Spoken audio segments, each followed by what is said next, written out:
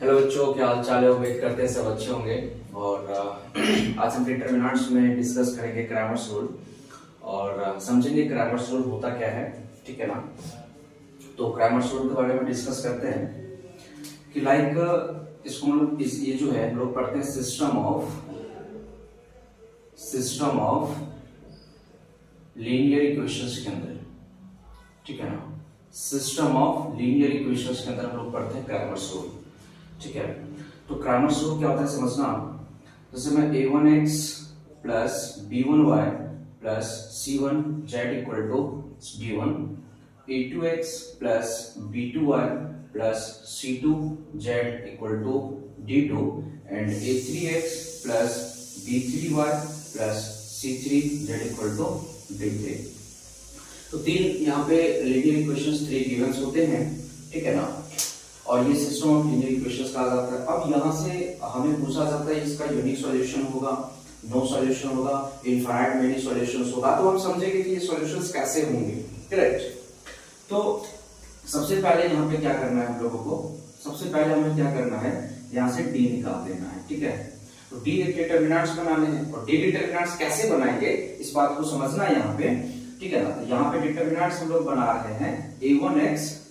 ठीक है ना। यहाँ पे डिटरमिनेंट जो बनाएंगे यहाँ पर a1, जैसे x की कोएफिशिएंट a1 है, y की कोएफिशिएंट b1 और z की कोएफिशिएंट c1, जैसे यहाँ पे a2, b2 और c2।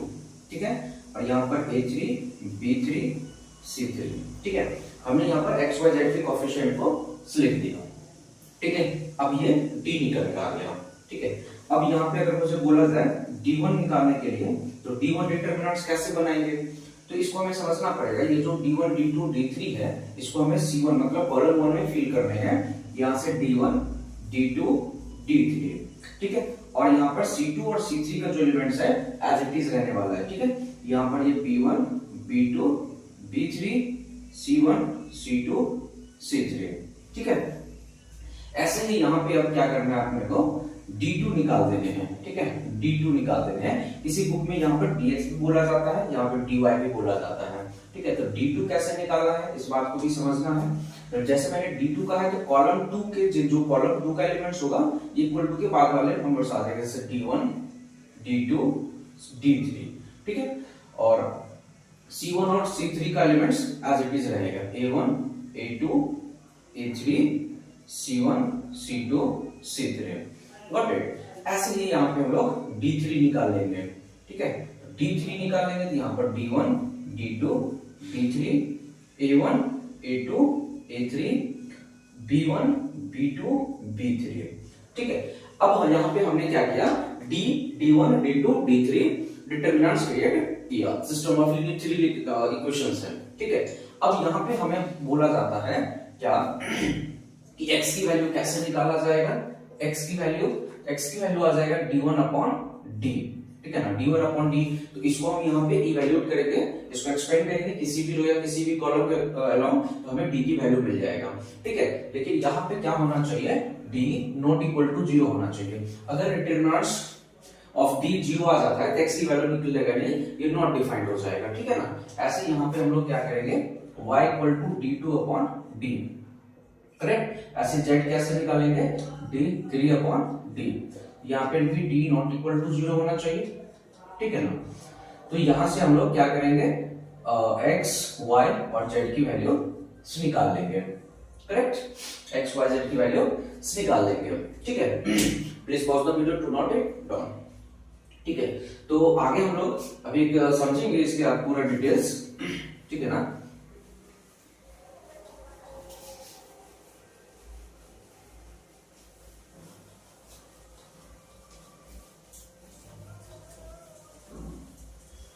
चलिए।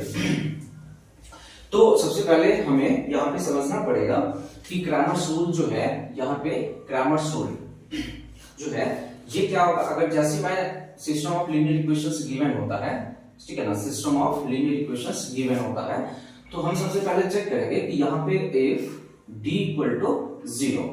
ठीक है। d इक्वल टू 0 हो सकता है या फिर d नॉट इक्वल टू, मैं अगर बात करूं तो d नॉट इक्वल टू 0 और d इक्वल टू 0 यहाँ पे बोल देते हैं। ठीक है।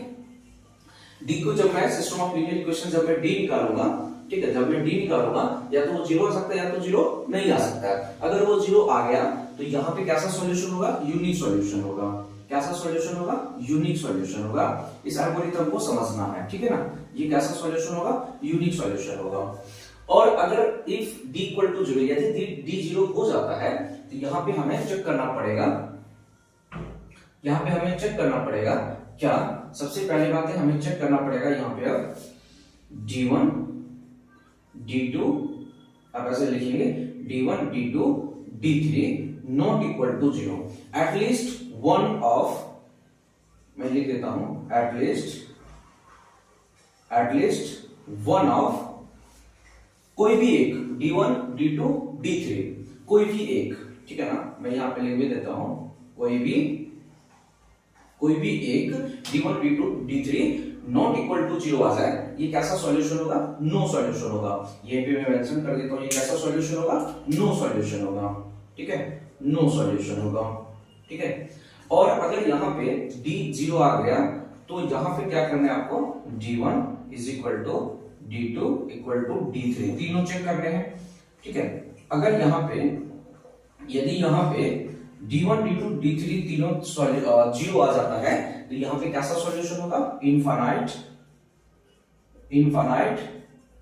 मेनी सॉल्यूशन हो जाएगा। कैसा सॉल्यूशन होगा, इनफाइनाइट मेनी सॉल्यूशन होगा। एक बार फिर से समझते हैं यहाँ पे क्रैमर्स रूल्स कैसे होते हैं। अगर यहाँ पे system of linear equations given होंगे, जो गिवन होंगे a1x plus b1y plus c1 equal to c1z is equal to d1, ऐसे a2x plus b2y plus c2z equal to d2, ठीक है, d2, और यहां से a3x plus b3y plus c3z equal to d3। तो d कैसे बनाएंगे, अभी मैंने सिखाया था, a1 b1 c1 a2 b2 c2 a3 b3 c3, ठीक है।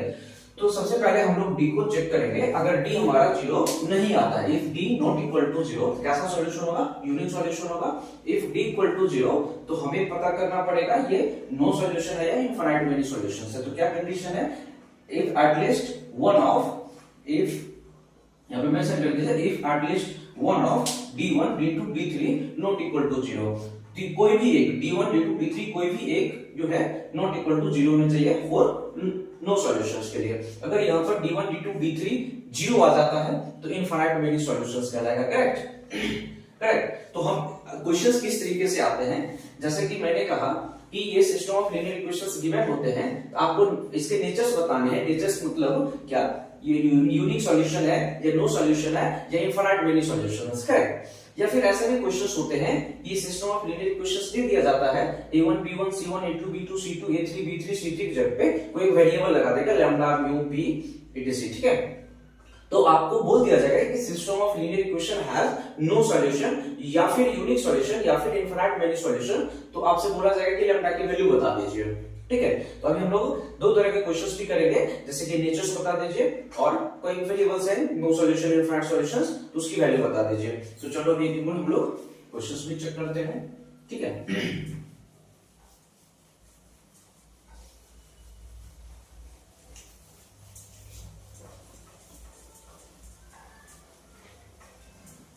ठीक है, तो अभी हम लोग एक क्वेश्चंस भी कुछ समझते हैं, ठीक है। क्वेश्चंस क्या है, क्वेश्चन है find the nature of solution, find the nature of solution for the given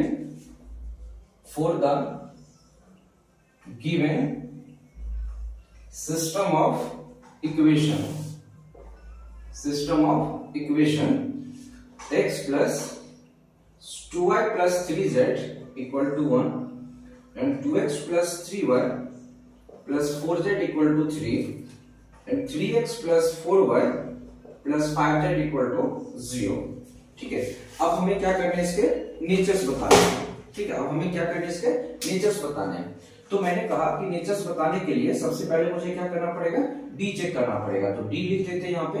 D कैसे लिखना है, यहाँ पे 1 2 3 4, 3 4 5। ठीक है, अब इसको आप जो है एक्सपेंड कर दो किसी भी रो या किसी भी कॉलम के अलावा। तो चलो मैं इसको एक्सपेंड करता हूं, एक्सपेंडिंग अलोंग फर्स्ट रो। ये क्या आ जाएगा 1 इंटू 5 इंटू 3 15 माइनस 16 माइनस 2, ठीक है, 5 into 2 10 minus 3 into 4 12 plus 3 into, यहाँ पे क्या करना है आपको 2 4 जा 8 माइनस 3 3 जा 9। इसे चेक करते हैं, ये क्या आ जाएगा -1, ठीक है, यहाँ पे माइनस का 2 आएगा, माइनस का 2 और पहले से -2 इसमें मल्टीप्लाई करा दो तो प्लस का 4 और यहाँ पे क्या आ जाएगा माइनस का 3। ठीक है, तो यहाँ पे मैं चेक कर पा रहा हूँ ये 0 आ रहा है। ठीक है, हमें पता चल गया कि d क्या आ गया 0 आ गया, d क्या आ गया यहाँ पे 0 आ गया। तो जैसा कि मैंने कहा कि अगर d 0 आ जाए, क्या d 0 आ जाए, तो इसे यहाँ पे मैंने बताया था कि अगर d 0 आ जाता है तो हमें फिर से चेक कर, हमें कंफ्यूजन आ जाना है कि यहाँ पे नो सॉल्यूशन होगा या इनफिनिट मेनी सॉल्यूशंस होगा।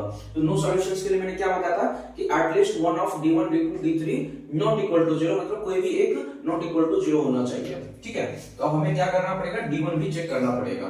तो चलो d1 चेक करते हैं। ठीक है, तो d1 कैसे सिखाया था कि फर्स्ट कॉलम का जो एलिमेंट्स होगा ये 1 3 0 लिखना पड़ेगा, 1 3 0। ठीक है, और यहाँ पे 2 3 4 ये एज इट इज रहने वाला है, 2 3 4 3 4 5। ठीक है, अब यहाँ पे चेक करते हैं क्या ये नॉट इक्वल टू 0 आ रहा है, 0 आ रहा है। तो यहाँ पे लिख देते हैं एक्सपेंडिंग अलोंग फर्स्ट कॉलम। तो जैसा कि आपको पता है किसी भी रो या किसी भी कॉलम के अलोंग एक्सपेंड करते हैं तो डिटरमिनेंट्स की वैल्यू जो है वो सेम ही रहने वाला है। ठीक है, तो यहाँ पे number of zero first column में ज्यादा है तो हम इसलिए मैंने फर्स्ट कॉलम के अलोंग इसको एक्सपेंड कर दिया। ठीक है, तो यहाँ पे कर रहा हूँ, ध्यान समझिएगा, 1 इंटू ये कितना हो जाएगा 5 इंटू 3 15 और ये 15 माइनस का 16। ठीक है, अब यहाँ पे ये क्या आ जाएगा माइनस का 3। ठीक है, माइनस का 3, तो ये क्या आ जाएगा यहाँ से आपको क्या करना है 5 इंटू 2, यहाँ पे 10 माइनस 4 3 12, यहाँ पे माइनस का 1 और ये माइनस का 2 है, माइनस का 2 आ जाएगा यहाँ से, माइनस का 2 और यहाँ पे प्लस का माइनस का 2 प्लस का 6 हो गया, यहाँ से क्या मिलता है 5। इस बात से पता चल रहा है कि d1 नॉट इक्वल टू 0 है, d1 नॉट इक्वल टू 0 है। कैलकुलेटर में जैसा मैंने कहा है कि at least one of d1 d2 d3 not equal to 0, तो नॉट इक्वल टू 0 आ गया। इसका जो फाइनल आंसर होगा, इसका जो फाइनल आंसर्स होगा वो क्या होगा, नो सॉल्यूशंस होगा। ठीक है, नो सॉल्यूशन होगा। नेचर ऑफ रूट्स बताने थे आपका, इसका जो नेचर होगा नो सॉल्यूशंस होगा। ठीक है, please pause the video to note it down. तो एक क्वेश्चन और भी हम समझेंगे कि यहाँ पे तो नेचर्स बताने थे, नो सॉल्यूशन, इनफिनिट सॉल्यूशन और यूनिक सॉल्यूशंस में। ठीक है, अब जैसे कि मैंने कहा कि सिस्टम ऑफ इक्वेशंस में बोल दिया जाएगा कि ये नो सॉल्यूशन है, सो लैम्डा की वैल्यू बता दो या फिर म्यू की वैल्यू बता दो। तो ये क्वेश्चंस हम लोग अभी समझेंगे। ठीक है,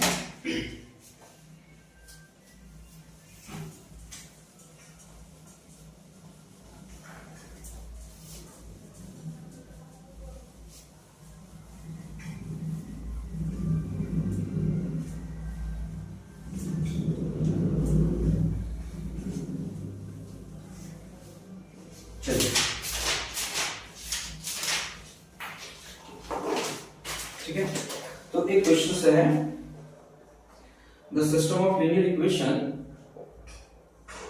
the system of linear equation x plus y minus z equal to 6 and x plus 2y minus 3z equal to 14 and 2x plus 5y minus lambda z equal to 9, so lambda belongs to R, has a unique solution, has a unique solution if options भी है, so lambda equal to 8, ठीक है, so lambda not equal to 8, lambda equal to 7, lambda not equal to 7। ठीक है, तो अभी इसको हम लोग चेक करेंगे। ठीक है, तो चलो इसको सॉल्यूशंस देखते हैं। ठीक है, तो सॉरी, जैसा कि बोला गया सिस्टम ऑफ लीनियर इक्वेशंस यहां पर दे रखा है और has unique solutions question mention कर दिया। यूनिक सॉल्यूशन क्या दिया, तो एक बात से क्लियर चला गया है कि यूनिक सॉल्यूशन अगर बोला है, यूनिक सॉल्यूशन अगर बोला गया है तो d नॉट इक्वल टू 0 होना चाहिए, मतलब d की जो भी वैल्यू होना चाहिए वो 0 नहीं होना चाहिए। तो नॉट इक्वल टू मतलब ये और ये ऑप्शंस को पहले रिजेक्ट हो जाता है, जो भी आएगा नॉट इक्वल टू भी आना चाहिए, करेक्ट। तो यहाँ पे क्या करना है आपको, सबसे पहले d निकाल देना है, ठीक है। तो जैसे हम लोग d निकालेंगे तो 1 यहां से करिए 1 1 minus 1 1 1 minus 1 1 2 minus 3 1 2 minus 3 यहां से चेक करेंगे 2 5 minus lambda 2 5 minus lambda not equal to 0, ठीक है। जैसे मैंने कहा यूनिक सॉल्यूशन पे d नॉट इक्वल टू 0 थी, ये डिटरमिनेंट्स नॉट इक्वल टू 0। अब यहाँ पे अगर मैं एक्सपेंड कर देता हूं, एक्सपेंडिंग अलोंग फर्स्ट रो, तो फर्स्ट रो के अलावा अगर मैं इसको एक्सपेंड करता हूं, यहाँ पे क्या आ जाएगा 1 इंटू ये माइनस टू लैम्डा प्लस का 15, यहां से -1 ये माइनस लैम्डा और प्लस का 6, यहां से -1 ये 5 और माइनस का 4 1 आ जाएगा, नॉट इक्वल टू 0। यहां से चेक करते हैं -2 लैम्डा प्लस 15 और प्लस का लैम्डा माइनस का 6 और माइनस का 1 नॉट इक्वल टू 0। तो -2 लैम्डा और प्लस का लैम्डा मींस माइनस लैम्डा, ठीक है। तो यहां से चेक किया जाए तो 15 माइनस का 6, ठीक है। तो यहां से क्या आ जाएगा प्लस का 8 नॉट इक्वल टू 0। तो लैम्डा जो है यहां से नॉट इक्वल टू 8 आ जाएगा, ठीक है। तो इसका जो फाइनल आंसर होगा, इसका फाइनल आंसर बी होगा।